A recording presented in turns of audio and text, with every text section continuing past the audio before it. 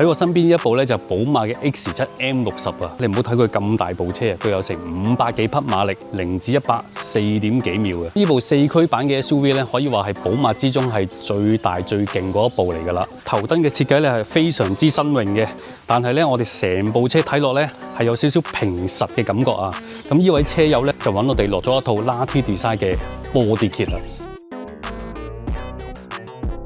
呢部寶馬嘅 X7咧就啱啱新鮮滾熱辣咧，完成晒成套升級 Lati Design 嘅包圍啦，係咪完全唔同晒呢？成套 Lati Design 嘅包圍咧都係由 Dry Carbon 去製造嘅，但係呢個車友咧就選擇咗 Gloss Black 去襯呢部車啊。車頭方面咧其實係有頭冚啦、頭唇啦同埋泵把呢個飾件嘅，你睇落咧係用咗一個 Two Tone 嘅效果去完成呢個部分嘅。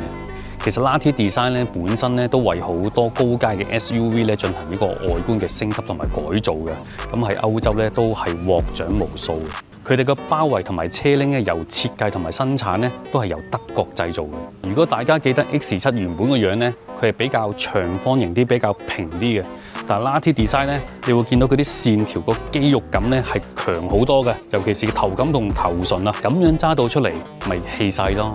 原本咧 M60咧已經係自帶呢個牛角鏡殼啦 ，side skirt 有條底板喺度㗎。咁佢有個好嘅地方咧，呢度咧完全唔擋佢本身帶出嚟嘅光線嘅。少得呢隻海鷗式嘅尾翼啦，佢有一個好有骨感嘅尾腰流。嗱，唔好睇少，側邊仲有個叫做 V1 Up 旁嘅嘢咧，令到佢咧睇落去咧係拋少少靚啲嘅。咁唔少得呢個 Signature 嘅後嘴啦。Lati Design 嘅包圍咧，其實你可以揀碳纖啦，或者揀零黑色嘅，睇下你點樣去襯啦。但係咧，如果係水泥灰咧，其實